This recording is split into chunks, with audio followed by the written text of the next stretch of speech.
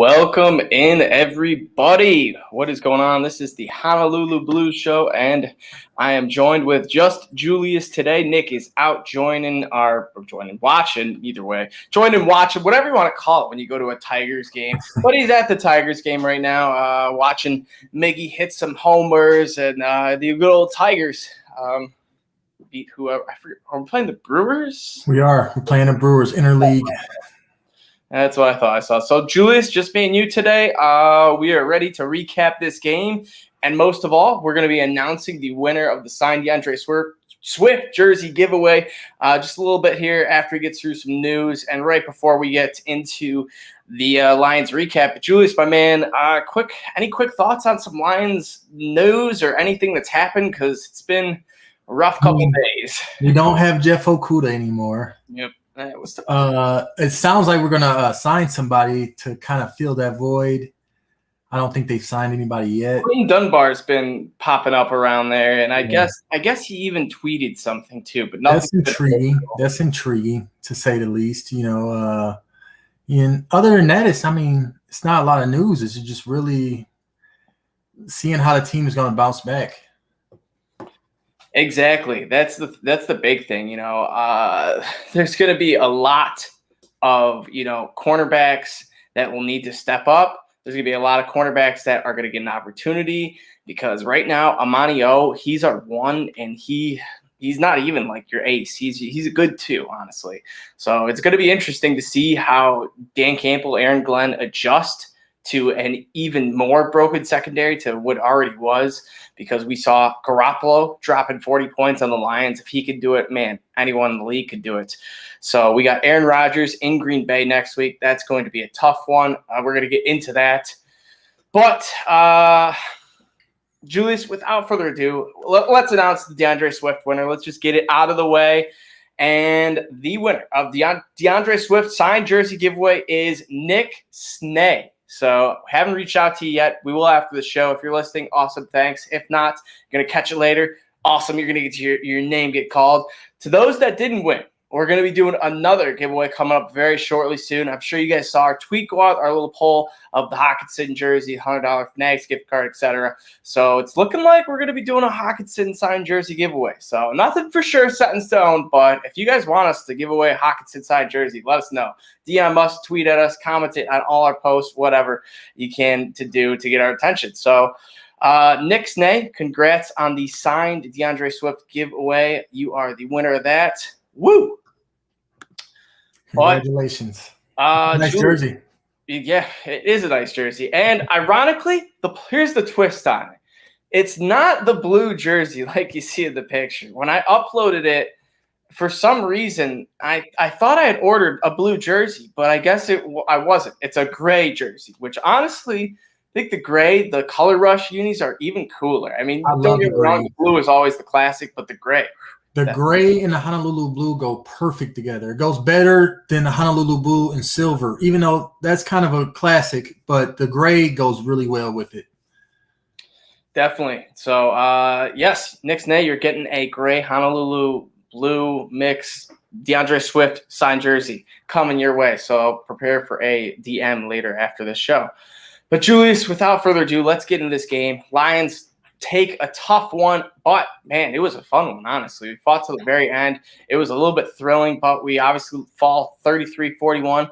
The Lions did cover. That was the awesome part. So if you had some money on the Lions, like I did, they covered. They made a crazy backdoor cover where we got an onside kick, which is awesome, going 1 for 1 on onside kicks. Or maybe we're 1 for 2 now. But anyways, I don't know if we got a single one last year or like the last couple of years. So it's good that we got an onside kick, and hey, we made the backdoor cover work. Julius, I know you're a betting man. Did you have any money on this? Were you trying to cover? I live in Texas where sports gambling is still illegal. So unless I get a quick phone call to my homeboy up north, I don't put money on the games. But I did have some daily fantasy going with a lot of these players in this game, and that worked out good for me, especially Deandre Swift and TJ Hockenson. I kind of hit big with them in daily fantasy and in fantasy period. I got Hockenson in a couple leagues. Nice. Yeah. Honestly, and you know what we said about prize picks? If you guys took our advice on the prize picks and played some of our picks, aka the Hockenson over, which is we all took, we smashed it. I want to say it was like 60. I don't even know what it was, but it smashed the over on receiving yards. You could play receiving yards, receptions, whatever. Hockenson over was the play, and it's still not too late to get in on prize picks. Use the code LIONS, and you'll get in on 100% matchback of your money deposited, and it'll be a fun time. You can win some money on prize picks. We post picks weekly, me and Nick do. Julius always gets in on fun too, because I think you can in Texas over there. You can play prize picks. So even if sports betting is illegal and you're watching Lions podcasts and you're elsewhere, hey, give it a shot. So prize picks. But back to the game, Julius. What's your biggest takeaway from this game? Let's just start out with the big chunks. Well, it's crazy because I was really shocked, and we've seen the Lions come back from dead with Matthew Stafford many times, but for some reason this time felt kind of different. I think one, because the first 3 quarters we got absolutely destroyed. Just like we all feared would happen deep down, we all knew that it was a chance this team was so talentless that a good offensive line and a good new coach is not going to fix it in 1 year. We could have had a number 1 overall pick in the draft at this point until further, analysis and for future games. Okay, you want to go ahead and go to Green Bay and beat Green Bay, then maybe we could not talk about the first overall pick. But right now, I hope we don't go 0-17. I just hope we win 3 games. I predicted them to win 5. But like I said, it's a tale of 2 games, because at the end of that fourth quarter, this team came alive. I mean, down 38-3 late in the fourth, to only lose 41-33 is just absolutely miraculous. I thought I was watching a miracle.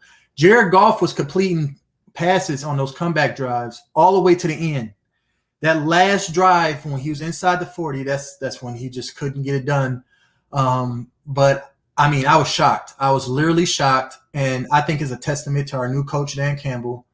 I don't think this would have happened with Patricia. But like I said, we saw little comebacks, but I just feel like this would not have been gone.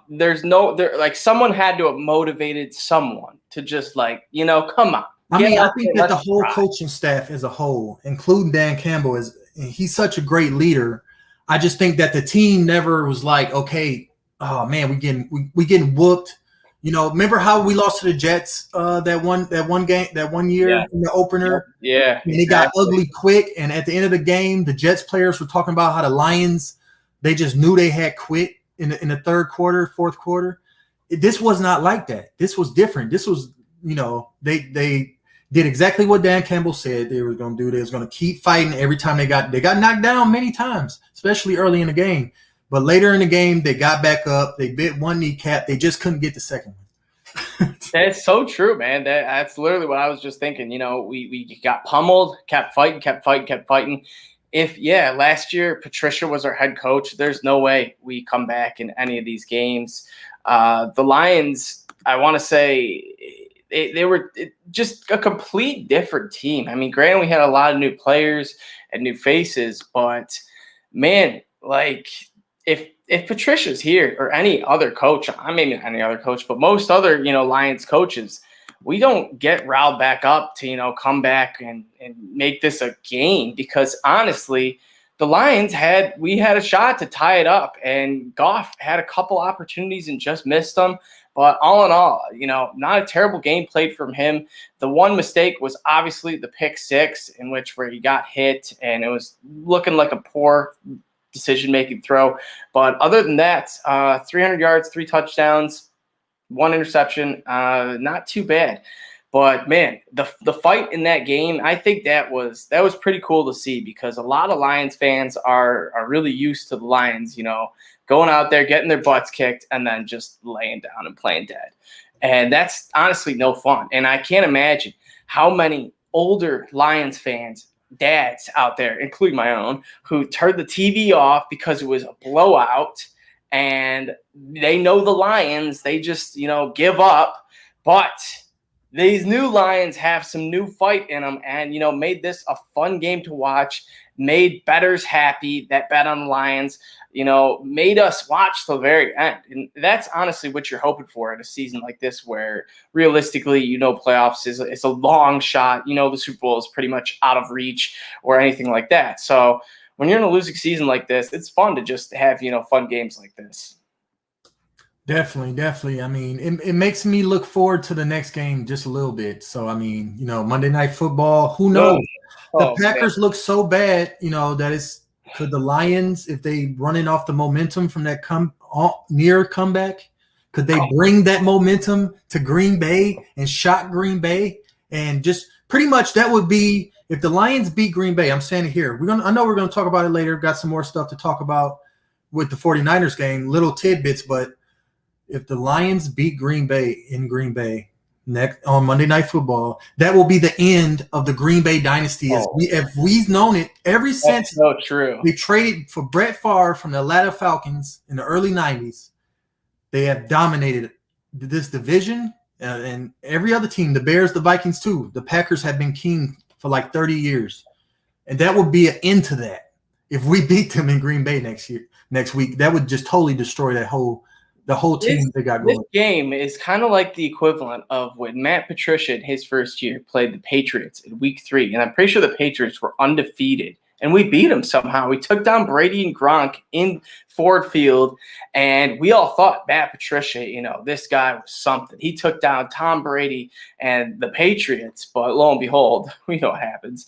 So Dan Campbell goes out and wins this game. And even if he goes 1-16, he only beats Green Bay.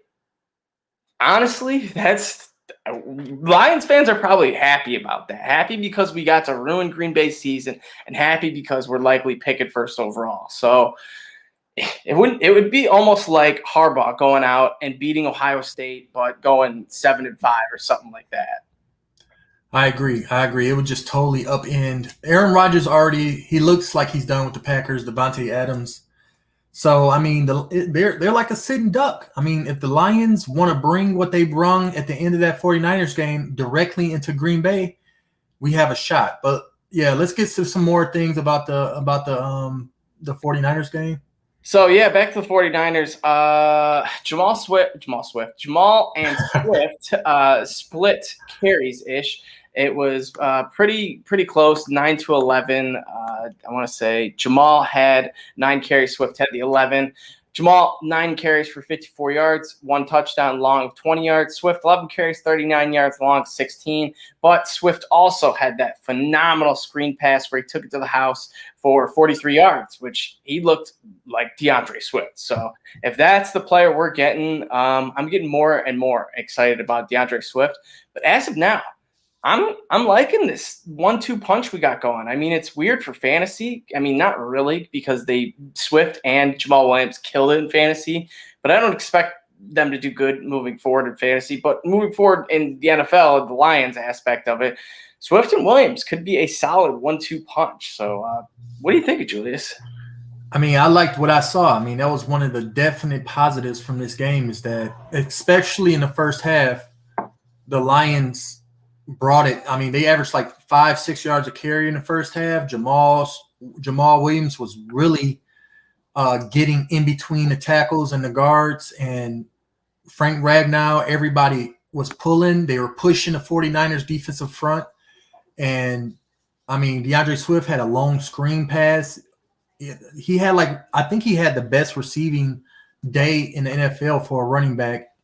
And it was like Al Kamara graded out, like Alvin Kamara, kind of the same things he does through the air.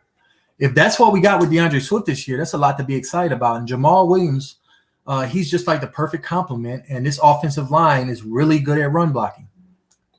Yeah, man, I would love to see a Mark Ingram, Alvin Kamara type duo where Jamal Williams is this Mark Ingram grounded pound, and Swift does get carries, but he's mostly that pass catching back that could easily go for 60 to 100 yards a game, and he can make big plays. He had 11 targets, led the team in targets, which kind of showed Goff's true colors-ish on what quarterback he is, and it seems like he's Mr. Checkdown, in which Swift and Hockenson had 21 targets of the 56, so good chunk there.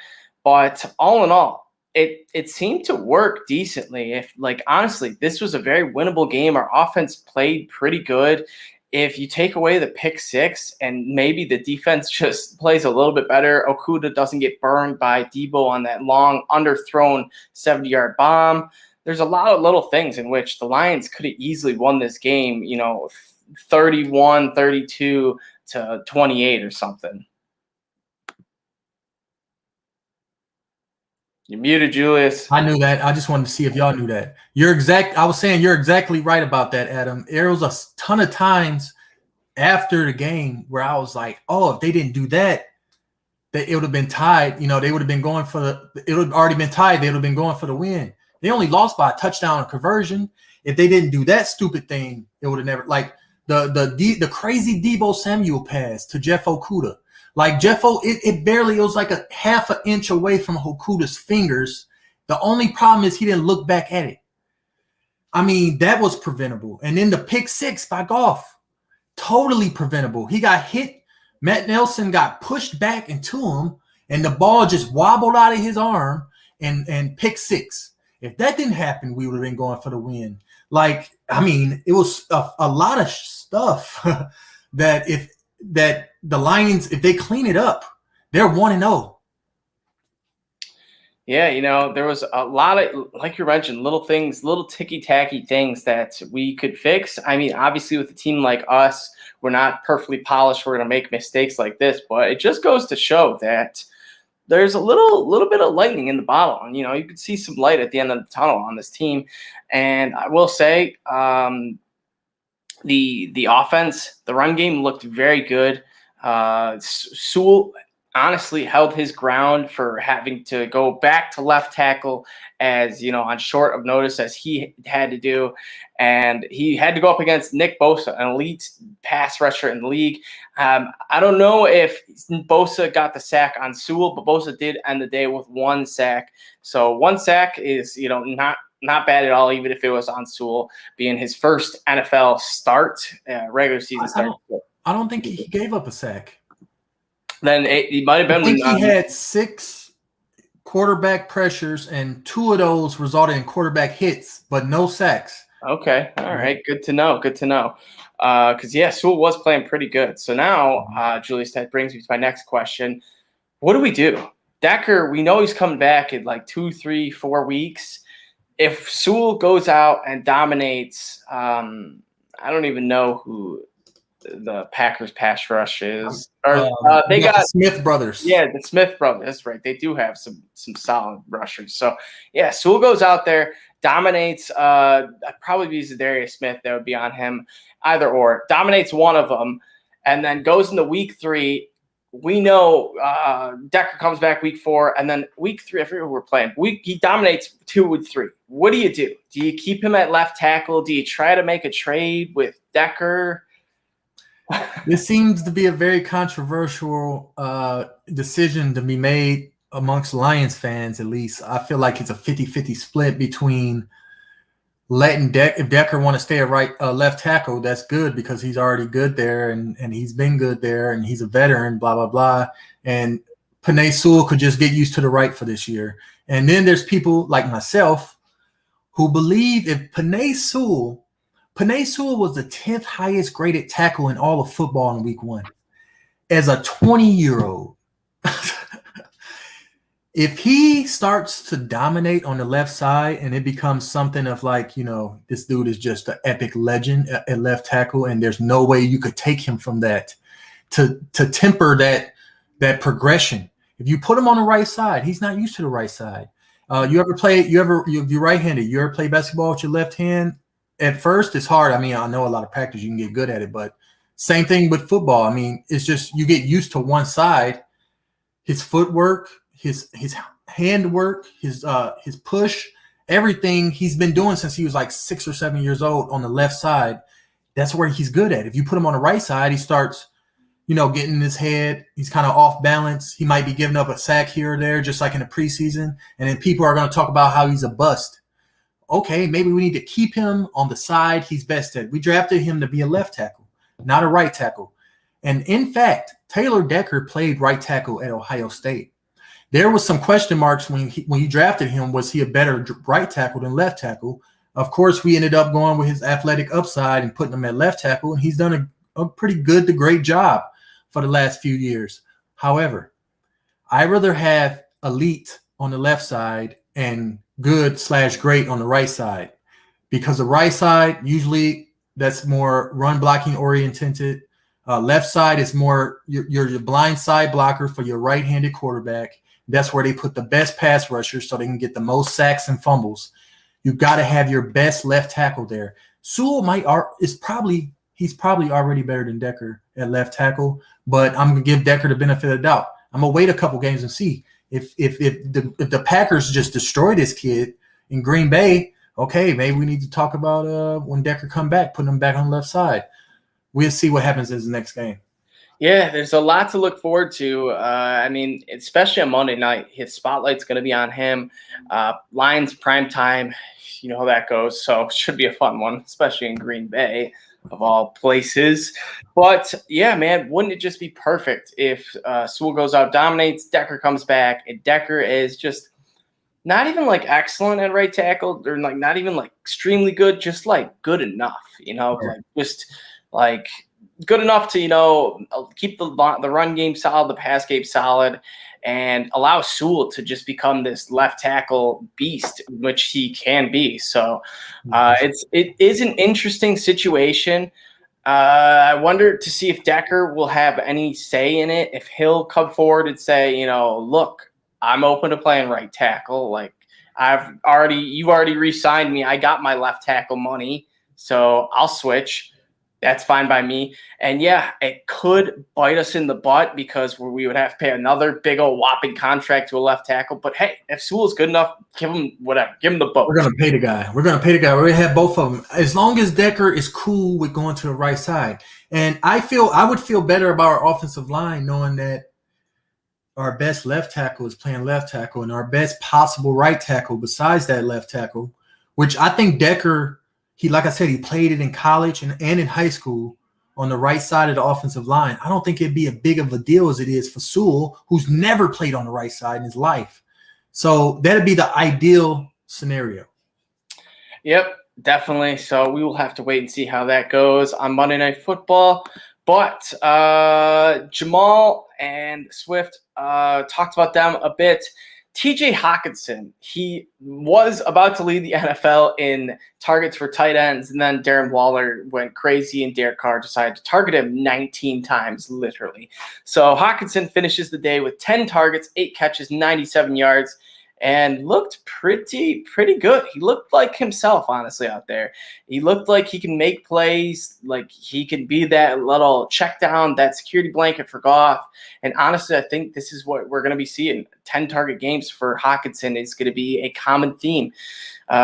Julius, do you think we need to keep it going with these little check down plays, or do you think you'd like to see Goff, air it out some more, try to give it Tyrell Williams, who is actually in concussion protocol, which I probably should mention that in the news, but yeah, Tyrell Williams concussion protocol. So do you think Goff should air it out some more? We definitely. I'm glad you brought that up. We need to go vertical we have to start going vertical. If we're going to have this power running with our 2 running backs going on, we can't be ineffective the times we choose to throw. And all they need to do really is with play action, get Goff on the move and get some guys, running deeper and tell Goff he needs to take that chance. Jared Goff, if you're watching Honolulu Blues right now, don't be afraid to let it rip. I saw you throw like a 60 or 70 yard bomb to Quintez Cephas at the end of the game, even though it didn't connect. But you have the arm for it. I mean, obviously, you have the intelligence. Calm down. You play for the Detroit Lions. We do not expect much. just chill out and throw it deep a couple times. That way, our power run game will be more effective on the play action. So I got his chart up, his passing chart. So he threw 1 ball over 40 yards, 2 balls over 20 yards. That's crazy. 4 balls over 20 yards, and then 9 balls from 10 to like 19 yards. You know what? And then the rest were inside 10 yards. And the balls he did throw a little further were off. He needs to relax. He's like a third of a second early or late when releasing the ball. And so the ball is a lot of times it's either behind the receiver or too far in front of him. He need to get his accuracy issues, which I believe are more mental, because I've seen him make some great throws. But in that game, especially those first 3 quarters, he just didn't have the timing. He didn't have the mental fortitude. And yes, original question, TJ Hockenson, we need to keep feeding him. You know, I'm good with giving him 130 catches this season. You know, 150 targets. Do it. Because he is good. I mean, watching George Kittle and what he does with the 49ers, you can kind of be like, damn, I wish we got that with Hockenson a little more. Because, you know, George Kittle just breaks loose. And the reason is because his quarterbacks give him chances to go vertical, to go on those deep out routes. We need to give that to Hockenson too. I remember in Hockenson's rookie season, he had a bunch of deep passes from Stafford. He caught like 10 deep balls. He caught like 2 of them in Arizona in his first ever career game. He can go vertical. Just give him a shot. Give Khalif Raymond a shot. Give Amon-Ra St. Brown a shot. Quintez Cephas, all of them. You know, give them shots deep to keep the defense honest. Yeah, definitely. You mentioned Cliff Raymond. He showed that he's a playmaker. He can make plays, and he's fast. He had that little pitch around the end where it looked like it was going to be a disaster, but Goff, it was Goff, and I forget who the running back was, but no one panicked, and it worked out perfectly for like a 10, 15-yard gain. And Cliff Raymond showed that he could be a nice little gadget-type player for us. So it's going to be fun to see what Dan Campbell wants to do with him and Anthony Lynn moving forward. But the defense, this was very similar to what we were getting last year, in which it was just not good. So the Lions last year, I will say we allowed teams to score 40 plus points 5 times last year. And then we scored 33 points, which is what we scored here, 3 times last year. So I will say the offense did look a lot better than last year, but the defense is still looking the same. We had 1 sack, and it wasn't really a true sack. And by that, I mean it was a safety blitz, and Tracy Walker got it. So a good play call. I like the play call. I'm glad we're aggressive, in which I don't even think Matt Patricia did 1 safety blitz the entire season or any blitz alone. But all in all, we did have 3 fumble recoveries, which was nice, but the pass coverage is going to be tough. It is going to be tough, and a big reason it's going to be tough is because we didn't even have a pass rush. So, we was giving Amani Rourier and Jeff Okudah, they had like 6-7 seconds of coverage, and we're not getting a Garoppolo enough. We need Charles Harris, Trey Flowers, who came up big later in the game, Romeo Okwara, who just got paid. Julian Okwara needs to be in the game. Derek Barnes needs to be in the game. Derek Barnes is our best linebacker, and Jamie Collins, bless his soul, he might be getting old, man. I didn't see that much from him, and especially in coverage where he used to do really well at, especially with the Patriots. Alex Alonio, wherever you say his name, came from the Saints as a known commodity in pass coverage. He didn't make that many plays either. Why not give Derek Barnes, a quarter of 25% snaps, see what he does with it? Because, I feel like he has the explosion and instincts that we're missing. But our pass rush needs to get to the quarterback, or else our secondary, which is trash. By the way, we didn't play A.J. Parker enough either. That guy was showing out. He was one of the best cornerbacks in the whole league in the preseason. He barely played. We need to get him on the field. Give Iffy, our new rookie from Syracuse, long, fast kid. Give him a shot.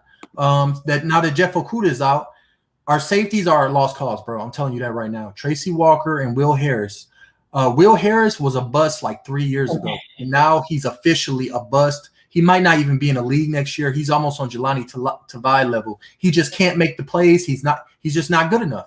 Tracy Walker, I think, was just highly overrated as a rookie. That's what it looks like. He never progressed as a player.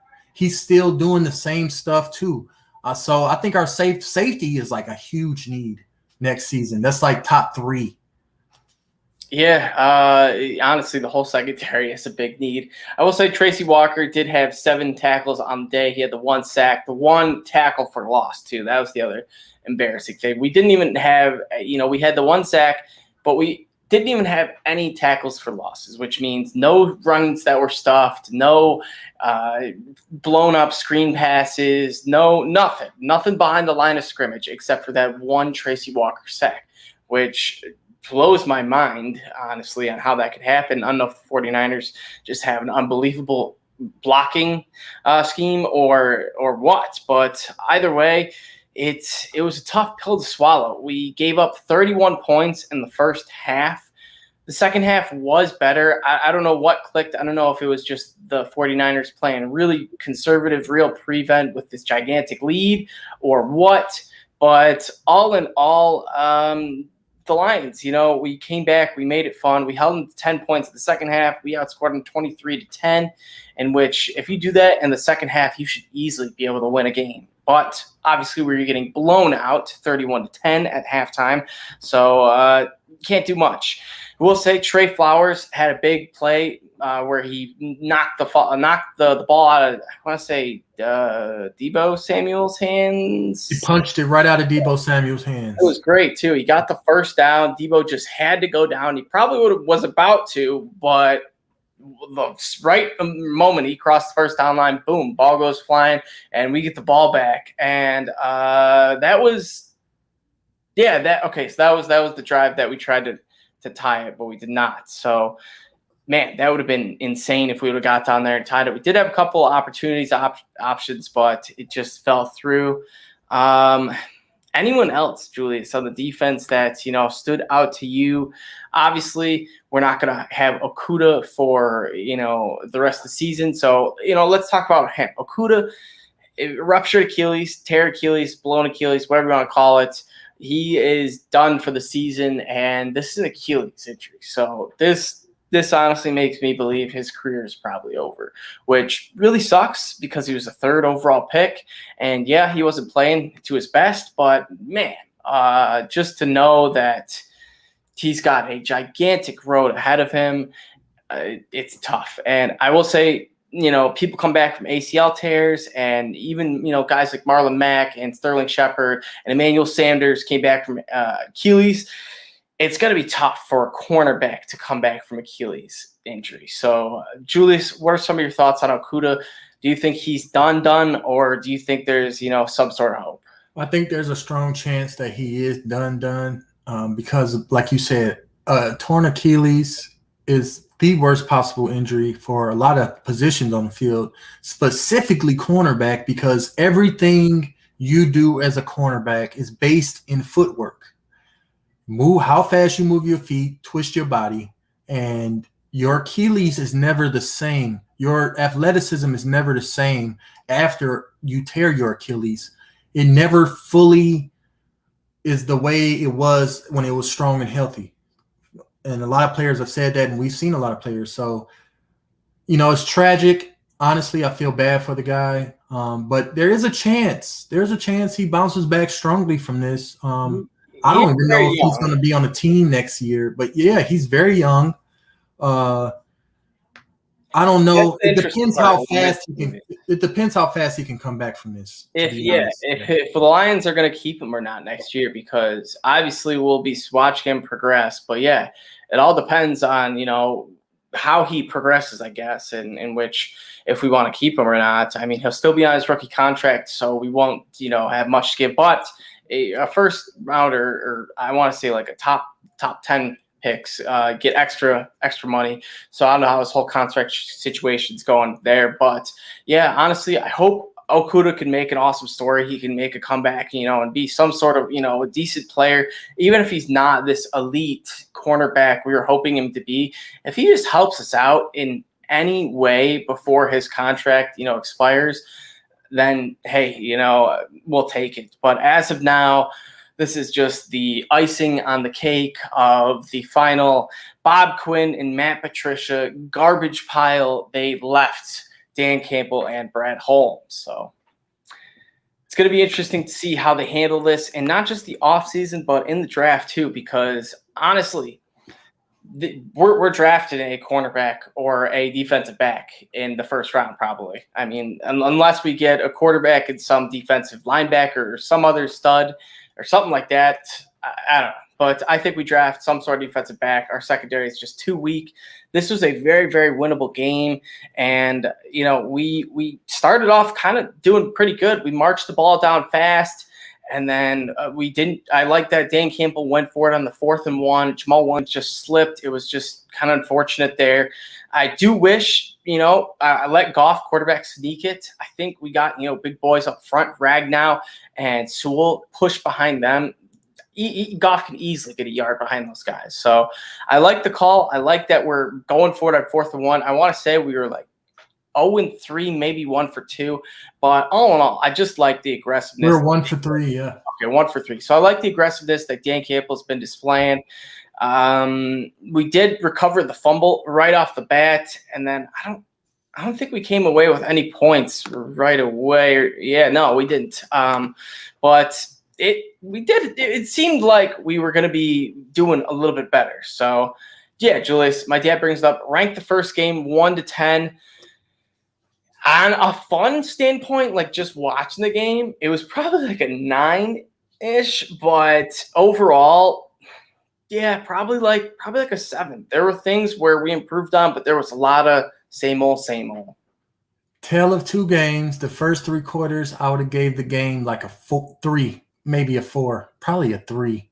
I'd say a 3. The 4th quarter, though, I would agree with you. I would say 9. I'm not going to give them a 10 because they didn't win, but it was a 9. So I go with the average. I go with 6. That's fair enough. But, yeah, the Lions, this was a weird game, a very different type first game. I will say I think the atmosphere was there. I think Ford Field was rocking, popping. We had Nick there tailgating and having a blast. So we'll get him on next week's episode to, break it down how it was at Ford Field and all that good stuff.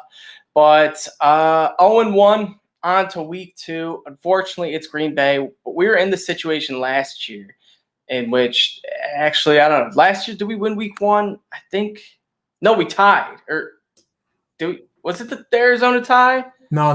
Last year we lost to the Bears in That's week 1. Right. It was the heartbreaker. Yes, the Swift drop. Swift drop, yeah. That got us the Penei Sewell draft pick in hindsight. So, all right, yeah. But then we did follow up week 2 in Green Bay, in which Aaron Jones and the Packers smacked us. I want to say they beat us 49-14. But, yeah, it was a beatdown. So, what are some keys to winning this game in Green Bay on Monday Night Football primetime? Some keys to it. Dan Campbell needs to do everything within his power, and the rest of the coaching staff, to translate the end of the 4th quarter of the 49er game to the beginning of the Green Bay game in Lambeau. Green Bay is a sitting duck. They looked not good in a lot of areas against the Saints. They got exposed. Their offensive line, which was the best in football last year, it was the reason they were so good, in my opinion, is not the same. They have 2 rookies starting on it that didn't have great games in New Orleans. They got a second-year tackle that didn't have a great game in New Orleans. Bakhtiari ain't back yet. They moved Elgin Jenkins over there. That's not his natural position. He's more of a guard. Their offensive line – it seems like we can get after Rodgers. Okwars, I'm calling y'all out. I'm calling Trey Flowers out. I'm calling the 2 rookie D tackles, Ozarurke and Ella McNeil, Nick Williams, Kevin Strong. Look, I'm looking at y'all. I need that front 7 to really bring it to Aaron Rodgers and stop the run, which the Saints were also able to do. They only got 1 receiver you got to cover. Put 2 guys. Put Tracy Walker and Amani on Davante Adams at all times. Just contain Davante Adams. and everybody else just do your damnedest to cover, and we need to get some pass rush. There's a recipe for success, right? And offensively, their defense gave up a ton of huge plays to Jameis Winston. And Alvin Kamara had a very effective game, the way DeAndre Swift could have. And TJ Hawkinson could go out and really put in some work in the middle of that defense where they linebackers look like real below average. There's a recipe for success. Dan Campbell has to get his guys to translate what we saw at the end of San Francisco's game into Green Bay, not in the third quarter, not in the fourth quarter, in the first quarter, in the second quarter, and be consistent. And I just want to see more from this defense. If Aaron Rodgers goes out there and just drops a 45 bomb on us and we just make us look like we might as well be ghost on the field. If he does that, I'm done with this defense. Like, I'm going to expect the worst every week. They're just going to get shredded. They're not going to get pass rush, and their secondary is going to get shredded. This is their last chance to prove to me that there's something there. Exactly, yeah. This game against the 49ers kind of opened the door to Lions fans to allow us to peek our heads in to see, is this defense really bad? And as of right now, it's not looking the best. So, yeah, this Packers game, it could be a huge statement win for Dan Campbell and absolutely just, laying the hammer on, the nail in which to start his career. A win in Lambeau would be phenomenal. We talked about this, prior to the show, Julius. Matt Patricia kind of had a similar win his week one against the Patriots. Granted, it was, didn't work out so well. But, man, if Dan Campbell can come out and, get the dub here, and honestly, if the Packers aren't, the best and are out of it and we could catch them out of it, then this is the time to do it. They put up 3 points against, I'm not going to call it a good, great Saints team. They were probably a good Saints team, but with Jameis Winston and losing Drew Brees and not having Michael Thomas and having tons of wide receiver issues, they should have, at least been able to put up something. I know I'm talking about the offense, but Rodgers and Adams should always be able to score. So the fact that they didn't score, I like that. Speaking of the wide receiver that's not playing for the Saints, what's his name? Michael Thomas. The Lions should maybe call about him, because I think I heard this on the radio the other day, and I think a caller called into the show and mentioned it. I'm like, that's not a bad idea. Say they want a second-round pick right now for him, just one single second-round pick, or what? They just want to get rid of. They just want to get rid of his salary. Would you take Michael Thomas in Detroit? Absolutely. I don't know. It is an interesting situation because there's been drama and dilemmas between Michael Thomas and the Saints. But would you take quarterback from Houston, Watson? I see that. I'm not touching that until all the dust gets settled. Yeah. He's got a court date. I want to say this February or something. So we'll see. But as of now, with those guys, Michael Thomas, and for a second, I probably would. For a first, if it was that Rams first, don't think I would. I give them next year's Rams first. Yeah. Okay. Yeah, I can see that. Yeah. Well, something about those draft picks, I kind of thought about them throughout that whole game when they were sucking. I'm like, at least we got a ton of draft capital the next 2 years. We're gonna have 4 first-round players on the field for us by 2022. It's just crazy to think about. Hey, man, we are set deep thanks to Brad Holmes making big boy trades. So Aaron Rodgers did not have the start to his season. So now this makes me believe that him and Devontae Adams are going to be pissed off and dominate the Lions. So it's either going to go one of two ways. The Packers are going to flat out just steamroll us in a 45-10 victory, or the Lions are going to freaking fight and claw and kick and rip some kneecaps off and win a 3-21 bloodbath battle in which Dan Campbell makes a big old statement win. So there are a couple keys to this game. Obviously, if we could frustrate Rodgers, I think that's a big key. If we could just, stall their offense and keep our offense off, keep that run game going. The Packers showed they didn't have the best run defense. Obviously, David Bakhtiari, left tackle for the Packers, is still out, so that'll be good for our pass rush, run rush, whatever. But I think that's the key. If we could just frustrate Rodgers and not let him have a smooth, fast start, that could be the key to how we win. If we go out, punch him in the mouth, score first, I think that could get us off to a great start. I agree with you, man. I'm just scared that like the first play of the game for the Packers, Aaron Rodgers to Devontae Adams for 80 yards. It's going to be Marquez Valdez-Scantling. Robert Tonyan, Aaron Jones just break off a 75-yard run. I'm just waiting on it in the beginning of that game. I hope they prove me wrong, though. All right, Julius, give me a score prediction heading into Green Bay. Last game of the week for week 2. What are you feeling? You think this win or loss? I'm going to go with the Lions win. I'm going hot.